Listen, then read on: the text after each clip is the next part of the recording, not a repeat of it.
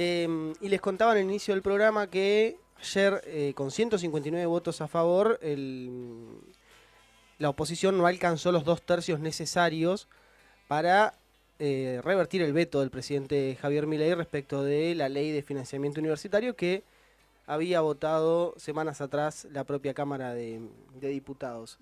Está en línea con nosotros el diputado nacional por Río Negro, por Juntos Somos Río Negro, Agustín Domingo. Diputado, ¿qué tal? Muy buenos días. Luciano García Tauro lo saluda. ¿Cómo le va?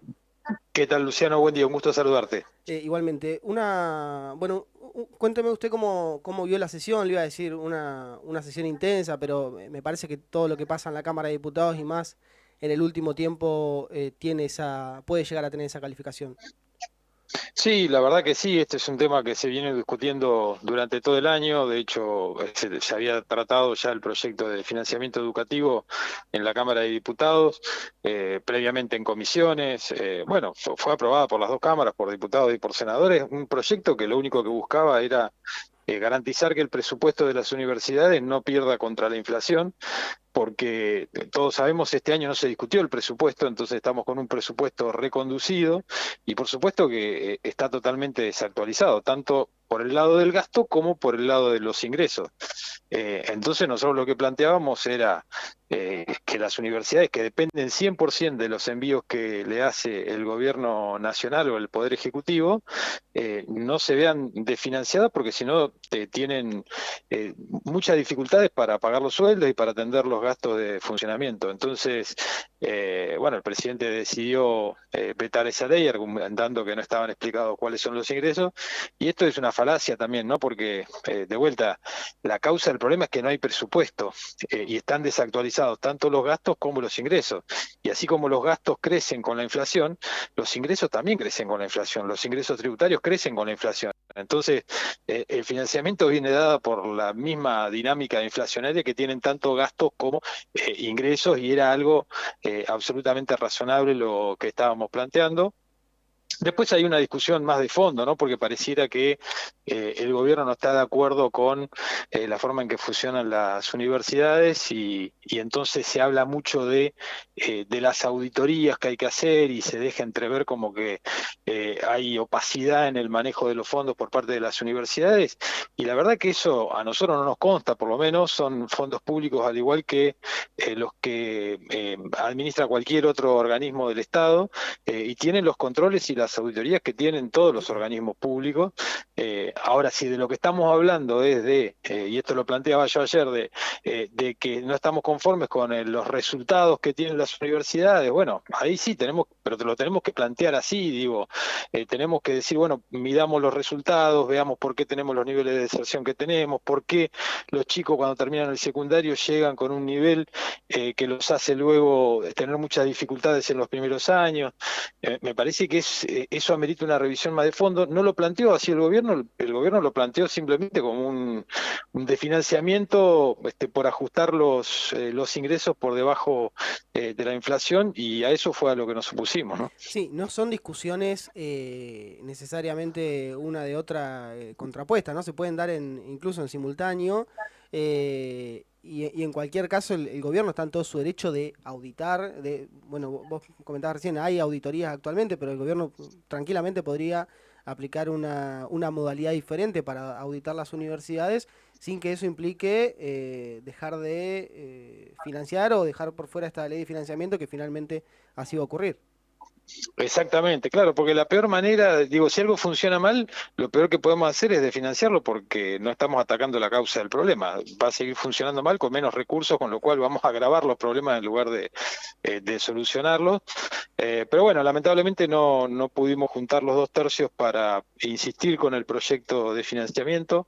Esto no es en contra de nadie, era a favor de que las universidades tengan el financiamiento que necesitan para poder funcionar. Pero bueno, la Constitución establece que para insistir con un proyecto que es vetado por el presidente se necesitan 2 tercios y no se llegó a ese número. El presidente y su entorno indican con este tipo de proyectos que le piden a los legisladores que le digan de dónde sacar el dinero. ¿Este proyecto contempla de qué sector de las arcas del Estado sale la partida para ampliar el financiamiento universitario? Es lo que te decía antes, o sea, esto tenía un costo del 0,14 del PBI, era un costo muy bajo, y los ingresos salen de la misma forma de donde salen, de donde aumentan los gastos. Los gastos aumentaron porque había inflación, los ingresos, todos los ingresos que tuvo el gobierno nacional respecto al presupuesto mentiroso del 2023 reconducido, también tienen un incremento por la inflación. O sea, los recursos que estaban presupuestados en ese presupuesto 2023, que tenían una premisa de inflación que fue mucho, que era mucho menor de lo que finalmente terminó siendo. Si a eso le sumamos la inflación del 2024, hay un retraso del 270%. Esos ingresos, esos recursos tributarios que estaban previstos, aumentaron porque por la misma dinámica de la inflación, por la misma razón por la que aumentaron los gastos. Ujú. Entonces, es una falacia esto de decir que no tiene financiamiento. Claro que tiene el financiamiento. El ajuste que estamos planteando en el presupuesto es porque es un presupuesto que está totalmente desactualizado, tanto en los gastos como en Sí. los ingresos. No, y pensaba, por ejemplo, que hay algunas algunos fuentes de financiamiento del gobierno que se achicaron, como por ejemplo el ingreso por bienes personales que atañe al 10%, al decil más alto de ingresos de la población, ¿no?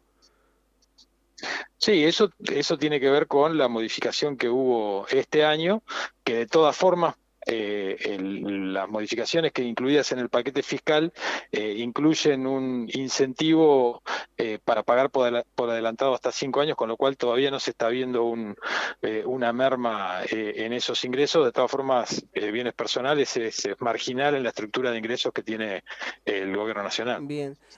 ¿Qué opinión le merece la catarata de publicaciones del presidente después de lo que ocurrió? Digo, siendo uno de los diputados que votó a favor de revertir el veto, ¿cómo ve usted lo que ocurre en las redes sociales del presidente de la Nación? No sé, no vi la reacción que tuvo hoy a la votación de ayer, pero me Pero, imagino que debe sí, ser en la sí, misma línea con las anteriores. La verdad es exacto.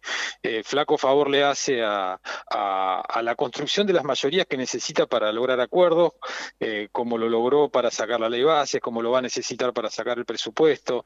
La verdad es que no se puede gobernar un país construyendo una minoría de bloqueo y votando y utilizando el veto y el DNU como herramientas para llevar adelante su plan de gobierno. Me parece que tiene que trabajar en construir mayorías más amplias, en profundizar más el diálogo, en definir bien cuál es su agenda, la agenda legislativa que sigue su plan de gobierno, porque esa es la forma en que se pueden lograr cambios que sean sostenibles en el tiempo y que sean aceptados por la sociedad, ¿no? Entonces, la verdad que poco contribuyen eh, esas irrupciones en las redes sociales atacando a todo el mundo, me parece. Más allá de este, podemos decir, esta victoria del gobierno en el Congreso que permite mantener el veto a la ley de financiamiento universitario, ¿esto se puede debatir luego en el presupuesto 2025? Sí, claro, toda esta discusión era por los meses que quedan del 2024, por el Ajá. presupuesto de las universidades de lo que queda de este año, y ahora hay que discutir el 2025.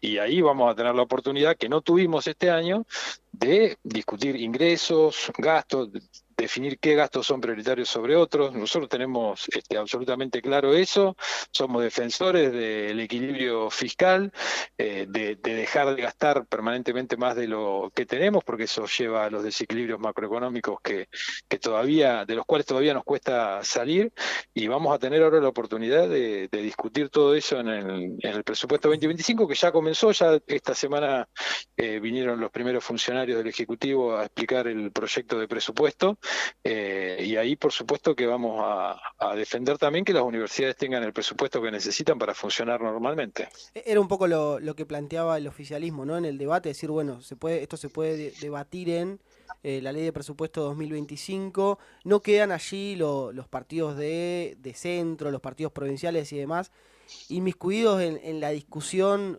bipartidaria de peronismo, antiperonismo o de los principales bloques de poder de la Cámara. Sí, obviamente, somos parte de esa Cámara, somos una expresión minoritaria que tenemos una mirada muy federal y cada uno defendemos los intereses de nuestras provincias, pero también en nuestras provincias funcionan universidades y pasa lo mismo que en el resto de las provincias, además allá de la pertenencia a partidos que somos minoritarios, eh, vamos a defender siempre aquello que afecte a los ciudadanos que viven en nuestra provincia. ¿Por qué en el caso del veto anterior del presidente de las jubilaciones eligió abstenerse, diputado, en vez de ratificar como en este caso? Bueno, lo expliqué en ese momento, la verdad es que eh, el gobierno lo había planteado casi como un plebiscito y nosotros